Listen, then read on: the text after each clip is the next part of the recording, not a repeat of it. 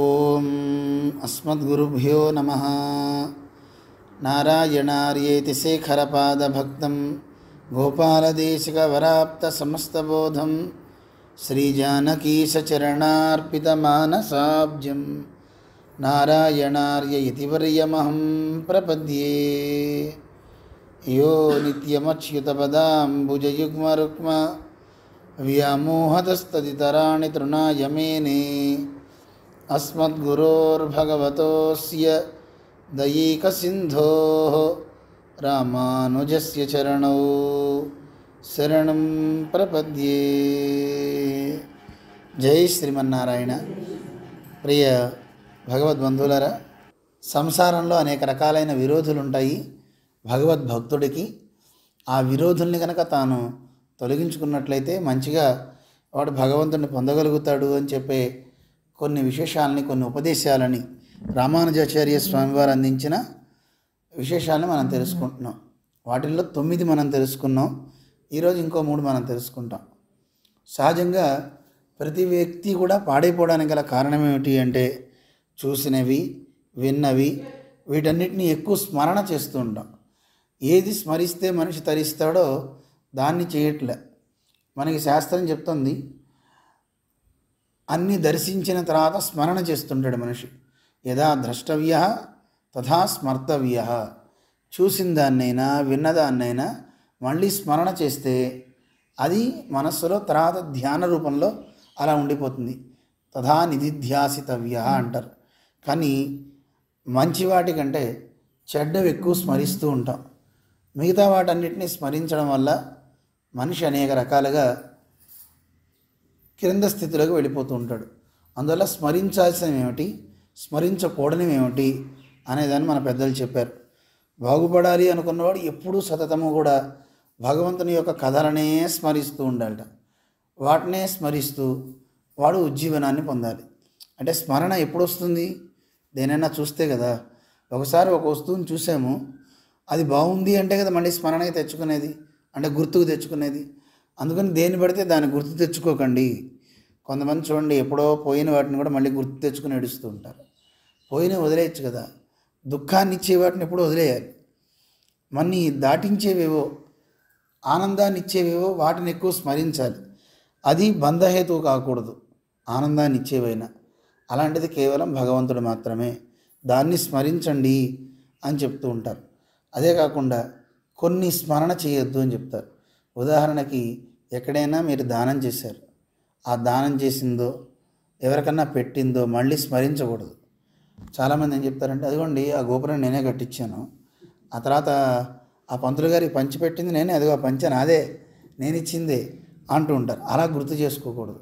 భక్తుడికి ఇచ్చిందైనా, దైవానికి ఇచ్చిందైనా, గురువుకి ఇచ్చిందైనా మళ్ళీ స్మరణ చేయొద్దు. అలా స్మరించడం మంచిది కాదు. మరి ఏం స్మరించాలి అంటే, ఆచార్యుణ్ణి, భగవంతుణ్ణి, భక్తుల్ని, వాళ్ళ గురించి స్మరించాలి అని చెప్తుంటారు. వారు చేసిన ఉపకారాన్ని స్మరించాలి.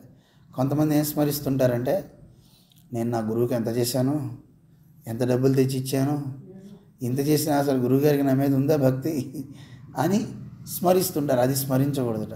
గురువు చేసిన ఉపకారాలే స్మరించాలి. గురువు నాకు ఇలాంటి వాడిని, నన్ను ఇలా తయారు చేశారు, నాకు అక్షర జ్ఞానాన్ని ఇచ్చారు అని స్మరించాలి. భగవంతుణ్ణి స్మరించాలి. ఎలా? ఈ చరాచర సృష్టిలో ఎన్నో ప్రాణులు ఉన్నాయి. ఆ ప్రాణుల్లో ఒక చీమగానో, దోమగానో, నల్లిగానో, బల్లిగానో, ఓ వరాహంగానో, ఓ శునకంగానో నన్ను పడేయకుండా ఉత్తమమైన మానవ జన్మ నాకు దేవుడు ఇచ్చాడు కదా. అది స్మరించాలి. భగవంతుడు చేసిన గొప్ప కార్యాన్ని మనం గుర్తుపెట్టుకోవాలి. హే భగవన్, ఎంత గొప్ప పని చేసావు అని స్మరించడం. అంతేకాదు, మానవ జన్మ ఇచ్చినా మానవ జన్మలో కూడా ఎంతోమంది వికలాంగులు ఉన్నారు కదా. అవయవాలు సరిగ్గా లేనివాళ్ళు, రూపం సరిగ్గా లేనివాళ్ళు అనేక మంది ఉన్నారు.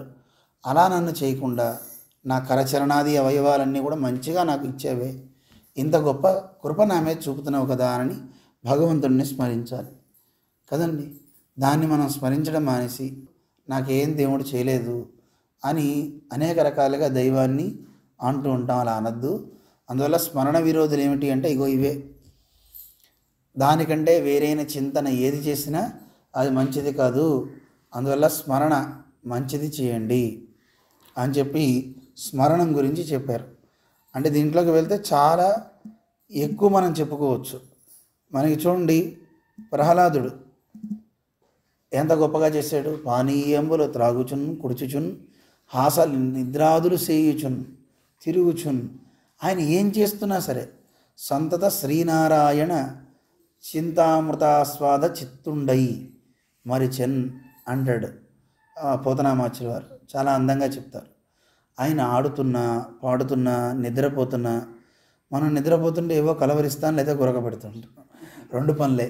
లేదా మౌనంగా నిద్రపోతుంటాం. కానీ ప్రహ్లాదుడు అలా కాదు. నిద్రపోతున్నా ఆయన హరి హరి హరి అంటట.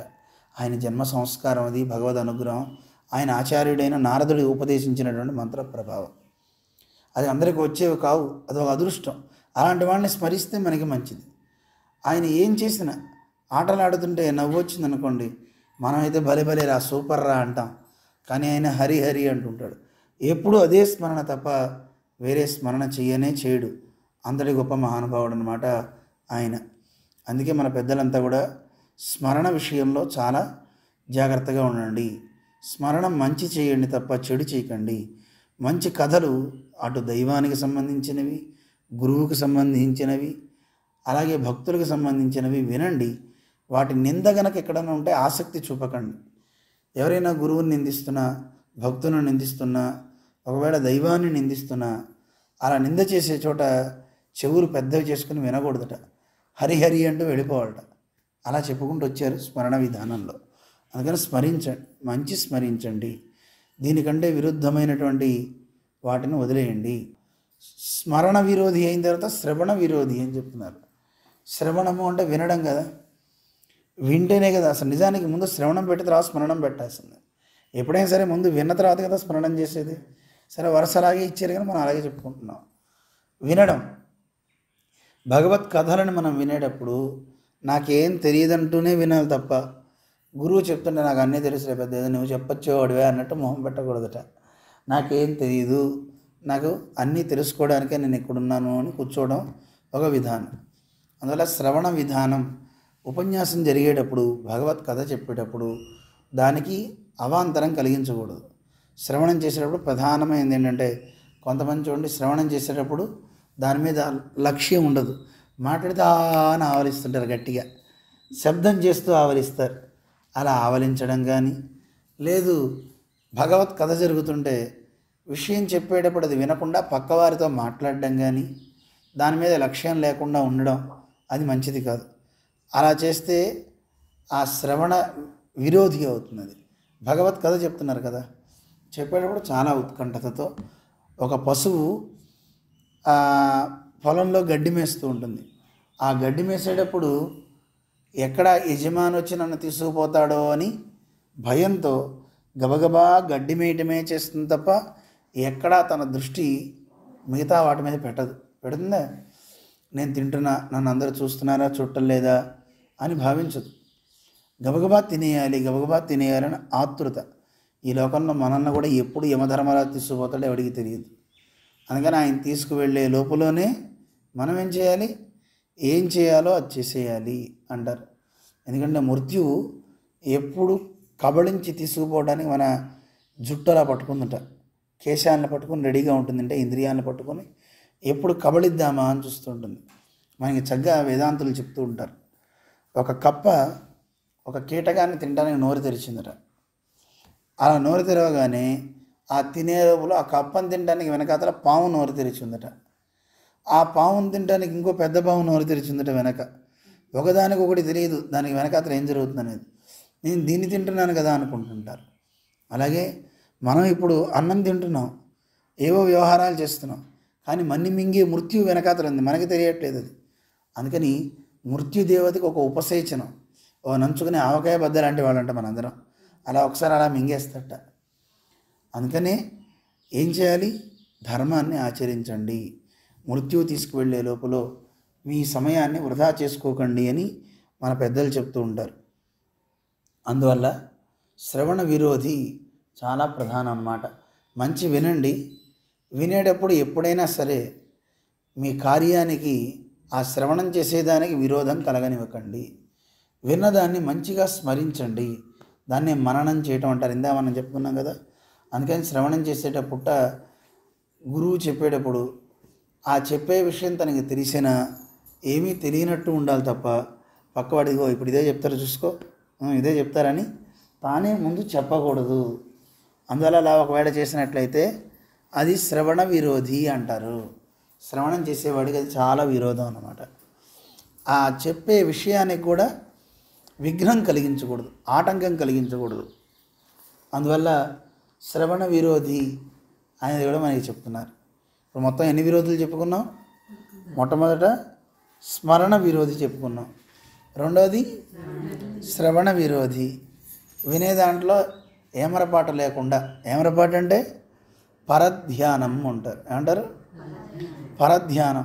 కళ్ళు తెరిచి వింటూనే ఉంటాం, కానీ మన మనసు ఎక్కడో ఆలోచిస్తూ ఉంటుంది. అలా ఉండి వినద్దు అని శ్రవణం చేసే దాంట్లో కూడా ఉండే దోషాలని మనకి చెప్తున్నారు. తర్వాత చివరిది, ఈనాటి కాలక్షేపంలో చివరిది వందన విరోధి అంటారు. ఏమంటారు? వందన విరోధి అంటే నమస్కారం పెట్టే దాంట్లో విరోధం. దానికి అంజలి విరోధి అని కూడా పేరు. ఏం పేరు? అంజలి అంటుంది. ఇలా నమస్కారం పెట్టాం కదా. ఎప్పుడైనా సరే భగవద్భక్తులు ఒకరికొకరు ఎదురైతే, లేదు దేవాలయంకి వెళ్ళినా నమస్కారం ఎలా పెట్టాలి? ఎలా పెడతారు? ఇలా అనకూడదట.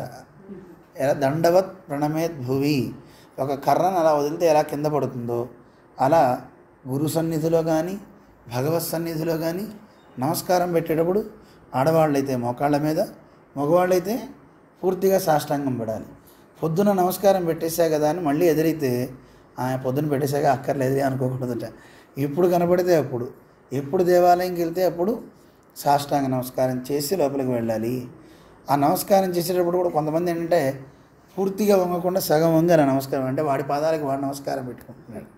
అలా కూడా నమస్కారం చేయకూడదు. అది కూడా వందన విరోధి అంటారు. ఏమంటారు? వందన విరోధి. అదే కాకుండా మనస్సులో ఏమనిపిస్తుందంటే అబ్బా ఇప్పుడు ఏం పెడతాను లేదు, అయిపోయింది కదా నమస్కారం అని అనుకోకూడదట. అనుకుంటే అది కూడా విరోధే. కొంతమందికి మనస్సులో అహంకారం ఉంటుంది. ఆ అహంకారం చేత అని అంటారు, లేదా కళ్ళు అరుపుతారు. ఇలా చేయకూడదట నమస్కారం. అది మనిషికి ఎదుగుదలకి అది విరోధి. అందువల్ల అంజలి అనేది ఎలాంటిది అంటే, మన యామునాచార్య స్వామి అని ఒక గొప్ప మహానుభావులు, రామానుజుల వారికి కూడా ఆయన గురుతుల్యులు అనమాట. రామానుజుల వారి సమయంలో వీరే నాకు ఆచార్యులు అని రామానుజుల వారు వారి గురువుగారిని అనుకున్నారు. చాలా గొప్ప మహానుభావులు. ఆయన ఒక మాట చెప్పారు, యథా కథావాపి సకృత్కృతోంజలి. నమస్కారం ఎలాగోలాగో పెట్టరా బాబు, ఏదో రకంగా నమస్కారం. కనబడినప్పుడు దేవుడైనా గురువులైనా పెద్దలైనా కనబడినప్పుడు నమస్కారం ప్రహ్వీభావం అంటారు. ఏమంటారు? అవనత శిరస్కులై పెట్టారంటారు. అవనత అంటే కొంచెం కిందకి శిరస్సు వంచి నమస్కారం చేయాలట, కిందకి వంగి అలా నమస్కారం చేయాలి. దానివల్ల ఏమవుతాయి అంటే మనకున్న అశుభాలన్నీ పటాపంచలైపోతాయి. శుభాని పుష్ణాతి, శుభాలన్నీ కూడా మనకి పుడతాయి, మంచి శుభాలు కలుగుతాయి, అశుభాలన్నీ తొలుగుతాయి. అందుకని నమస్కారం పెట్టు అంటారు. నమస్కారం పెట్టడంలో ఒక అద్భుతమైన విషయం చెప్తారు. గురువు దగ్గర ఎందుకు పెట్టాలి, దైవం దగ్గర ఎందుకు పెట్టాలి? గురువు దగ్గర నమస్కారం పెడుతూ ఏమనుకుంటూ పెట్టాలి? దైవం దగ్గరికి వెళ్ళి నమస్కారం పెట్టేటప్పుడు ఏమనుకోవాలి? దైవం దగ్గరికి వెళ్ళి నమస్కారం పెట్టేటప్పుడు ఏమనాలట? హే దైవమా, నిన్ను తెలుసుకోవడానికి నాకు గొప్ప గురువునిచ్చావు కదా, అలాంటి గురువునిచ్చినందుకు నీకు థ్యాంక్స్ అంటూ దేవుడి దగ్గర పెట్టాలట. గురువు దగ్గరికి వచ్చి నమస్కారం పెట్టేటప్పుడు ఏమనాలి? తండ్రి, ఈ లోకాలకు మొత్తానికి జగత్కారణుడు ఎవడో ఆ దైవాన్ని నాకు చూపించారు కదా అని కృతజ్ఞతతో ఆయనకి నమస్కారం పెట్టాలట గురువు దగ్గర. వారికి థ్యాంక్స్ చెప్తారు. అయితే ఈ నమస్కారం పెట్టేటప్పుడు ఎందుకలా పడిపోవాలి? చాలామంది అంటారు ఆ మనసులో ఉంటే చాలా అంటే పొర్లు పొర్లు దండాలు పెట్టాలా అంటారు. నిజానికి పొర్లు దండాలు లేవు, అలా పడిపడి నమస్కారాలు చేస్తుంటారు చూసారు. పొర్లు దండాలు అంటే తెలిసిన చాలా చోట్ల ఆలయాల్లో చూడండి రౌండ్గా తిప్పుతూ చేస్తుంటారు. అలా చేయకూడదు, అది తప్పు, దోషం. ఆడవాళ్ళు పూర్తిగా అలా పడుకుని చేయకూడదు, మోకాళ్ళ మీద మాత్రమే నమస్కారం చేయాలి. మగవాళ్ళు కూడా సాష్టాంగం చేయాలి తప్ప అలా పొర్లు దండాలు అనేది లేదన్నమాట. శాస్త్రంలో మనకి ఎక్కడ చెప్పలే. మిగతా అందరూ అలా పొర్లు దండాలు పెడుతూ ఉంటారు, అలా తిరిగి డొల్లుతూ చేస్తారు. అలా చేయొద్దు. మన పెద్దలు ఎవరు మనకి చెప్పలేదు అలాగా.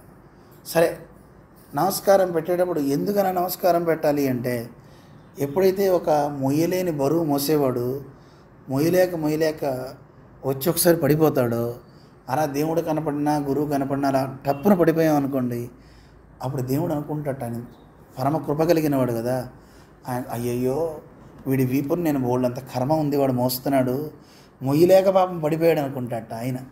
మనం పడాలని చెప్పి శాస్త్రం చెప్పింది కదా అని మనం పడుతున్నాం, కానీ అది కాదట. అలా పడిపోగానే దేవుడు ఏమనుకుంటాడు, అయ్యయ్యో వీడు కొంత తీసేద్దాం పాపం అని అలా కొంచెం తీసి, ఇప్పుడు ఎవరైనా మన ముందు పడితే మనం కూడా ఏం చేస్తాం, గబగబా వాడిని లేవనెత్తాం, ఆ పైన ఉన్న బరువు తీసేసి వాడిని లేపుతాం, కాస్త మంచినీళ్ళు ఇస్తాం, తింటామని బిస్కెట్ ప్యాకెట్. ఇప్పుడు దయ కొంచెం ఉందండి లోకంలో. అలా కింద ఎవడన్నా మోసి పడిపోయాడంటే గబగబా ఇచ్చి నీళ్ళు ఇచ్చేవాళ్ళు ఉన్నారు. అందుకే లోకం ఇంకా ఉంది, వర్షాలు పడుతున్నాయి. అదే కనుక అది లేదనుకోండి, పడితే పడ్డాడు మనకెందుకు అనుకుంటారా, అనుకోరు కదా. అది ఉందంటే దయ ఉంది లోకంలో. కొంత సామాన్యమైన మనకే స్వార్థంతో కూడిన హృదయాలు కలిగిన మనలాంటి వాళ్ళకే అలాంటి చిన్న ప్రేమ ఉంటే మరి భగవంతుడికి ఎంత ఉంటుంది మన మీద ప్రేమ. మనం అలా పడిపోయాం అనుకోండి, ఆగుతాడు ఆయన, ఆ గుళ్ళోంచి చూస్తాట ద్వేస్తమ్మ దగ్గర మనం అలా పడగానే అయ్యయ్యో వాడు పడిపోయాడే లే లే లే లే అని భగవంతుడి చేతిలో ఇలా అభయాస్తం ఉంటుంది కదా. ఎందుకు పెడతాడు ఇలా అభయాస్తం అంటే, అది స్వామి చెప్పేది అంటే తెస్తున్నా, చాలురా అన్నిసార్లు పడకరా బాబు అంటట. భగవంతుడు మనని ఆపుతుంటాడు, అన్నిసార్లు నమస్కారం వదిలేబోయ్ చాలే అని భగవంతుడు మనల్ని ఆపుతూ మనల్ని లేవనెత్తుతాట. అందుకే అంజలి అనేది చాలా గొప్పది. దానికి నమస్కారం అని ఇలా పేర్లు మనం పెట్టుకున్నా, అంజలి అంటే అర్థం ఆ అంటే పరమాత్మకి పేరు. ఏం పేరు? పరమాత్మకి ఏం పేరు? ఆ. గట్టిగా చెప్పండి. చాలామంది నాకు దేవుడి పేర్లు రావండి, నామాలు అనలేనండి అనేవాడికి ఈ ఒక్క అక్షరం వస్తుంది కదా, ఆ అంటాం కదా. ఎవరు చెప్పారు ఆ అని? ఆయనే చెప్పుకున్నాడు భగవద్గీతలో, అక్షరాణం అకారోస్మి, అక్షరాల్లో నేను అకారాన్ని అని చెప్పాడు. అదే కాదు, మన శాస్త్రంలో పెద్దలు కూడా ఏం చెప్పారంటే, అయితి భగవతో నారాయణస్య ప్రథమాభిధానం. దేవునికి మొట్టమొదటి పేరు ఏమిటి అంటే ఆ. ఏం పేరు? ఆ అని. మరి దేవుడికి నమస్కారం చేస్తున్నాం. అయితే ఇప్పుడు ఆ దేవుణ్ణి అనాలనుకోండి, సంస్కృతంలో ఇప్పుడు చూడండి, రామ అని అనుకోండి రాముడు, రాముడిని అనాలనుకోండి రామం. ఏమనాలి? మరి కృష్ణుణ్ణి అనాలంటే కృష్ణం, గోవిందుణ్ణి అనాలంటే శివుణ్ణి అనాలంటే, చూసారా మీకు వచ్చేసింది. అహం శివం నమామి, అహం గోవిందం నమామి, నేను గోవిందుణ్ణి నమస్కరిస్తున్నాను, నేను వాసుదేవుణ్ణి నమస్కరిస్తున్నాను. ఇప్పుడు చెప్పండి, అహం పెట్టి చెప్పండి. నేను అంటే ఏమంటాం? అహం. వాసుదేవుణ్ణి అంటే ఏమంటారు? వాసుదేవం నమామి. వచ్చేసింది కదా మీకు. ఇప్పుడు గురువుని నమస్కరిస్తున్నా. ఎప్పుడు చెప్పండి? అహం గురుం నమామి. వచ్చేసింది సంస్కృతం కదా. అహం గురుం నమామి ఇలా మనం చెప్తుంటాం. అందువల్ల ఇప్పుడు ఆ అన్నాం కదా, ఆ అంటే దేవుడు కదా. ఇప్పుడు దేవుణ్ణి అనాలంటే ఎలా చెప్పాలి? గుడ్, 100 మార్కులు వచ్చేసినాయి. ఏమంటారు? అమ్ అంటారు. ఆయన పరమాత్మని జలింపజేస్తుంది. నీళ్ళల్లో ఉప్పురాయి వేస్తే ఎలా కరిగిపోతుందో పరమాత్మ కూడా ఏమవుతాడట? కరిగిపోతాడట. ఎలాగా? అమ్ జలయతి. అమ్ అంటే పరమాత్మని, జలయతి కరిగింపజేస్తుంది. అందుకే దీని పేరేంటి? అంజలి. ఇప్పుడు అర్థమైందా అంజలి అంటే? అంజలి అంటే ఎవరు? నమస్కార ముద్ర. ఈ నమస్కార ముద్రని మనం అంటున్నాం. దీన్ని ఈ ముద్ర వేస్తే ఎవరు కరిగిపోతారు? భగవంతుడు. అమ్ అంటే దేవుణ్ణి, జలయతి కరిగింపజేస్తుంది. అందుకని ఈ ముద్ర వేసేటప్పుడు ఎట్టి పరిస్థితుల్లోనూ కొన్ని దోషాలు ఉండకూడదు. ఏమిటి అంటే, ఇందాక మీకు చెప్పాం కదా, నమస్కారం పెట్టి ఒంటి చేత్తో నమస్కారం చేయడం ఇలా అంటాం, చేయొద్దు. నమస్కారం చేస్తే మోకాళ్ళ మీద ఆడవాడు పడే నమస్కారం చేయాలి. మగవాడు నమస్కారం చేస్తే పూర్తిగా సాష్టాంగం చేయాలి. కొంతమందికి ఏంటంటే కాళ్ళు పట్టుకుని అలా లాగాలి అని దండం పెట్టడానికి వెళ్తారు. అలా కాళ్ళు పట్టుకోక్కర్లేదు. ఆడవాళ్ళు భర్త పాదాలే స్పృశించాలి. మిగతా ఎవరికైనా ఏం చేయాలి? మోకాళ్ళ మీద వంగి నమస్కారం చేయాలి. అర్థమవుతుందా? అందుకని అంజలి. దీంట్లో ఉండే విరోధాలు కూడా చెప్పారు. అయితే నమస్కారం చేస్తే ఏదో వస్తుంది కదా అని చేయకూడదు. ఉండబట్టలేక, అయ్యో తండ్రి ఇంత ఉపకారం చేస్తున్నా నీకు నేనేమి ఇవ్వగలను, నా దగ్గర ఏం లేదు, అని మనకి వేదం చెప్తుంది ఒక మాట. భగవంతుడా నిన్ను అగ్ని అని పిలుస్తారు. అగ్ని అంటే అగ్రం నయతి, అందరిని ముందుకు తీసుకెళ్తాడు కనుక పరమాత్మకి పేరేమిటి? అగ్ని. అంటే అగ్రం నయతి, ముందుకు తీసుకువెళ్ళేవాడు అని అర్థం పరమాత్మకి. అందుకే ఆ పరమాత్మని చెప్తే ఏమంటారంటే, హే భగవన్ మా అందరినీ ముందుకు తీసుకువెళ్ళు, హే అగ్నే సుపథారాయే అస్మాన్ విశ్వాని దేవ వయునాని విద్వాన్ అని ఈశావాస్యం అని ఒక ఉపనిషత్తు చెప్తుంది. ఓ భగవంతుడా నాకు మంచి మార్గంలో తీసుకువెళ్ళు, మంచి సంపదలు వచ్చేలా చెయ్యి. సంపద అంటే కేవలం మనం చూసే డబ్బులు కాదు. సంపద అంటే ఏమిటి? ఇందాక మీకు మొదట చెప్పాము ఉపన్యాసం మొదట్లో. నిజమైన సంపద అంటే ఏమిటి? సకల ప్రాణి కోటిలో బుద్ధి కలిగిన మానవ జన్మ రావటం. అందులోనూ మానవ జన్మలో కూడా మన కరచరణాది అవయవాలన్నీ సవ్యంగా ఉండటం కదండి. ఎవరికి చేతులు వంకరలు లేవు, కాళ్ళు వంకరలు లేవు, నోటి వంకరలు బాగానే ఉంటాయి, వాడిని వీడిని వెక్కిరిస్తాం. మనస్సుకి ఇంకా వంకర ఎక్కువ ఉంది, ఉందా లేదా? మనస్సుకు చాలా వంకర ఎక్కువ ఉంది. మనస్సుకే వైకల్యం ఎక్కువ ఉంది, అంగవైకల్యం కదా. కొంతమంది కాళ్ళు ఉండవు, చేతులు ఉండవు. కానీ కాళ్ళు చేతులు లేని వాళ్ళకన్నా మనస్సు బాగుంటుంది. కానీ అన్నీ ఉన్నవాడికి మనస్సు అసలు రానే రాదు. వస్తుందా? మన మందస వాసుదేవుడికి మన గ్రామస్థలంలో 2000 మంది ఉన్నాం. రోజుకొకరం చేద్దామంటే మనసు పుట్టట్లేదు అందరికీ. చేద్దామండి చూద్దామండి అంటున్నారు తప్ప రావట్లే. రావాలా వద్దా? అందరూ రోజుకొకళ్ళం. 2 సంవత్సరాలకు ఒక్కసారి వస్తుందండి. 2 సంవత్సరాలకు ఒక్కసారి 10 మందికి భోజనం పెట్టేంత శక్తి లేని వాళ్ళం మనందరం. ఆలోచించండి. అందువల్ల దైవానికి మన వంతు ప్రసాదం ఒక్కరోజు. ఆ భగవంతుడు చూడండి, ఆయనే కనుక అలా అనుకుంటే ఈ భూమి మీద ఎంత ప్రాణికోటి ఉంటుంది. ప్రతి ప్రాణికోటికి ఆహారాన్ని దేవుడు ఇస్తున్నాడా లేదా? మనం అనుకుంటాం కష్టపడందే సంపద ఎలా వస్తుందండి, భోజనం ఎలా వస్తుందండి. కానీ నీటిలో ఉండే చేపకి ఎవరు పెడుతున్నారు ఆహారం కదండి. గర్భంలో ఉండే శిశువుకి గాలాడేలా ఎవడి వ్యవస్థ చేస్తున్నాడు? మనం చేస్తున్నామా? చెప్పండి. మన ప్రమేయం ఏం లేదు కదండి. ఏదో శారీరక వాంఛలతో ఇద్దరి యొక్క కలయిక వల్ల ఒక పిండం ఏర్పడితే ఆ పిండం లోపల తయారయ్యి ఒక శిశువు అవుతుంటే ఆ శిశువుకి ఆహార వ్యవస్థ తల్లి ద్వారా ఎలా వెళ్తుంది చెప్పండి? గాలి ఎలా ఆడుతుంది చెప్పండి? ఎంత కష్టం. ఈ వ్యవస్థ అంతా ఎవరు చేస్తున్నారు? డాక్టర్ చేస్తున్నాడా? దైవం. ఎంత అద్భుతమైన కార్యం అండి. భగవంతుడు చేసే ఒక గొప్ప కార్యం సామాన్యమైంది కాదు. ఇప్పుడు మన్నే తీసుకెళ్ళి ఇంత వయసు వచ్చిన తర్వాత అమ్మ గర్భం లాంటి దానిలో తయారు చేసి మన అలా పెట్టేశారనుకోండి, గాలాడుతుందా? ఉండగలమా మనం? మన వల్ల కాదండి. కానీ భగవంతుడు ఆ రోజు చేసిన సృష్టి చూడండి ఎంత గొప్పదో. అందుకని ఒక పక్షికైనా, ఒక చీమకైనా, ఒక దోమకైనా ప్రతి వస్తువుకి ఆహారం ఆయనే ఇస్తున్నాడు. మనం ఇచ్చేది ఏమిటి కదండి. అన్ని ప్రాణికోటులకి ఉనికినిచ్చేవాడు సర్వేశ్వరుడు. మరి ఆయనే కనుక నేను కూడా చెయ్యి వెనక్కి పెట్టుకుంటా అంటే పరిస్థితి ఏమిటి చెప్పండి? గాలి ఆడకపోతే ఉండలేము, వాన రాకపోతే పంటలు పండవు, ఎన్ని ఇబ్బందులండి. కానీ భగవంతుడు అలా అనుకోవట్లే, అందరికీ అన్నీ ఇస్తా అంటున్నాడు. అలా అన్నీ ఇచ్చే సర్వేశ్వరుడికి మనం ఆయన ఇచ్చిన వస్తువులు ఒక్క వస్తువు మళ్ళీ మనం ఆయనకి ఇవ్వడమైపోతున్నాం కదండి. ఒక కథ చెప్తుంటారు జీఎస్వారు ఎప్పుడు. ఒక తాతగారు ఉన్నారట, మనవాళ్ళు 2 ఉన్నారట. పెద్ద మనవడు, చిన్న మనవడు. వాడికి 10 చాక్లెట్లు, వీడికి 10 చాక్లెట్లు తెచ్చేట. పెద్ద మనవడికి చాక్లెట్లు ఇచ్చిన తర్వాత అరే ఒకటి ఇవ్వరా అన్నట్ట. ఇది నావి అన్నట్టు వాడు. చిన్న మనవడి దగ్గరికి వెళ్ళాట. అరే నాకు ఒకటి ఇవ్వరా అని అడిగే లోపల వాడే తీసి తాత నోట్లో పెట్టేట. తాత ఎవరికి తెచ్చిస్తాడు ఎక్కువ చెప్పండి? చిన్నవాడిని ఎత్తుకుని బజారు తీసుకెళ్ళి ఇంకా వాడికి బోల్డని డ్రెస్సులు కొనిపెట్టి అన్నీ ఇచ్చేట. పెద్దోడు ఏడిచేట. తాత నాకెందుకు ఇవ్వట్లేదు, వాడంటే నేను ఎందుకు ఇష్టం అంటే, ఒరే అన్నీ నేనే తెచ్చి ఇచ్చా, ఇచ్చిన వస్తువులు నేను అడిగితే నాకు ఒక్కటి నువ్వు ఇవ్వలేదు కదా, నేను తింటానా? ఆ చిన్నపిల్లవాడు నోరు తెరామని నోట్లో పెడుతుంటే తీసుకుని మళ్ళీ వాడి నోట్లోనే పెట్టాను కదరా నేను, నాకెందుకు, నేను తింటానా పెడతానా అని. చూడండి ఎంత మామూలుగా మనం చూస్తుంటే ఇళ్లల్లోనే ఇలా ఉంటాయి. కానీ భగవంతుడికి ఇంకెంత ఉంటుంది మన మీద. అందుకే భగవంతుడి విషయంలో ఒక మాట చెప్తారు, మాతా పితృ సహస్రేభ్యోపి వత్సల తరం అంటారు. శాస్త్రం ఎలా అయితే, వేదం ఎలా అయితే మనకొక్క అమ్మ నాన్న ఇద్దరికి పిల్లల మీద ఉంటుందో అలాంటి వందల తల్లిదండ్రుల పెట్టుట భగవంతుడు అయినా శాస్త్రమైన మన మీద అంత ప్రేమ ఆయనకి తట్టుకోలేడు. మనకి ఏమన్నా అయితే ఎలా మనని బాగు చేయాలా అని చూస్తాడు, ఎలా ఎప్పుడు వీడిని తన దగ్గరికి చేర్చుకోవాలా అని చూస్తుంటాడు.